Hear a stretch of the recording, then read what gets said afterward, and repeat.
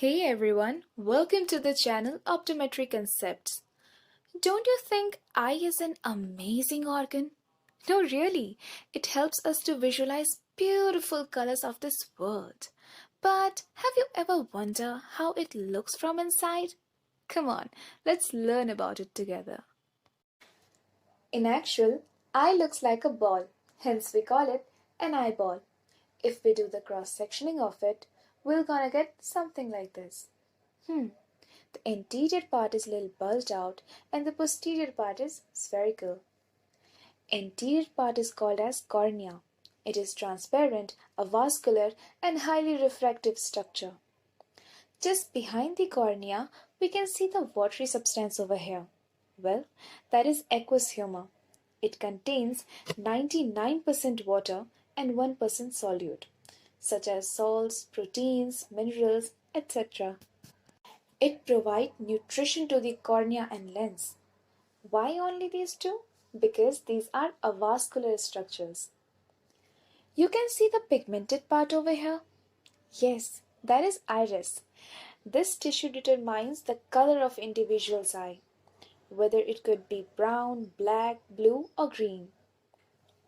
In between the iris, we can notice a small black spot. Well, that's a hole. It is called pupil. Pupil regulates the amount of light enters to the retina. You know, the rays of light enters into our eye. Some get absorbed by the peripheral iris because that is opaque, and some enters through the pupil because that's a hole which directly hits the retina. Hence, we can say it helps our retina in image formation. But why is it between the iris? Well, iris is a smart tissue. It regulates the amount of light rays by controlling pupil size, that is, contraction and relaxation. Just behind the iris, we can find our crystalline lens, which is also a refractive structure. Cornea and lens works together as a converging lens system of the eye, which helps in bending of rays and focuses on the retina. You can notice a thread-like structure holding the both equator of lens, that is zonules or suspensory ligament. This zonules is attached to a triangular structure which is called ciliary body. Ciliary body produces aqueous humor, which helps our eye in maintaining intraocular pressure and provide nutrition to the tissues. You know, ciliary body and lens shares a special relation. Wanna know what? Let me tell you with an example. When you're watching television and having your food at the same time, this means you are looking at two different distances, far as well as near. And have you ever wondered your eyes focuses at both distances within no time? This is magical power of ciliary body and lens. It is termed as accommodation. Now, behind these, we have got vitreous cavity, which contains vitreous humor. Vitreous means glassy, which means it is transparent, but not as liquidy as aqueous humor. It is gel-like structure. Okay, what happens if it is not there?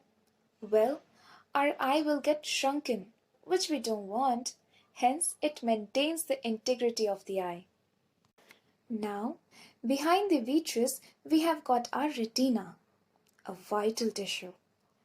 This receives light rays that has been focused on it and convert light energy into neural signals.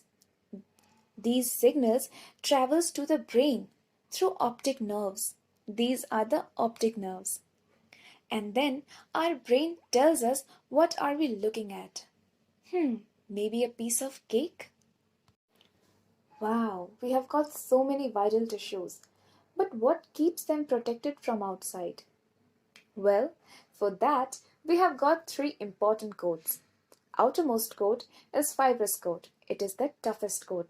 It contains sclera and cornea, where sclera covers 5/6 of the eyeball and cornea covers 1/6 of the eyeball.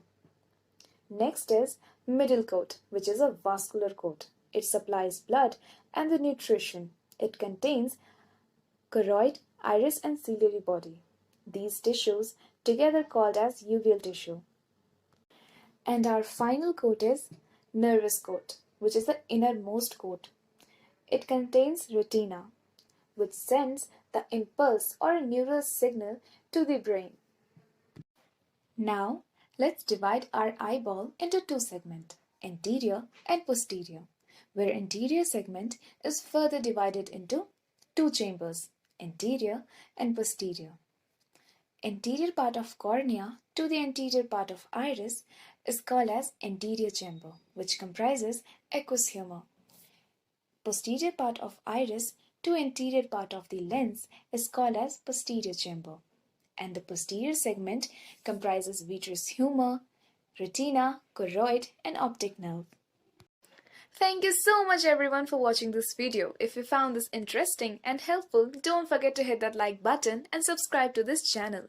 For further queries and suggestions, please let us know in the comments section and stay tuned with us for more such interesting videos.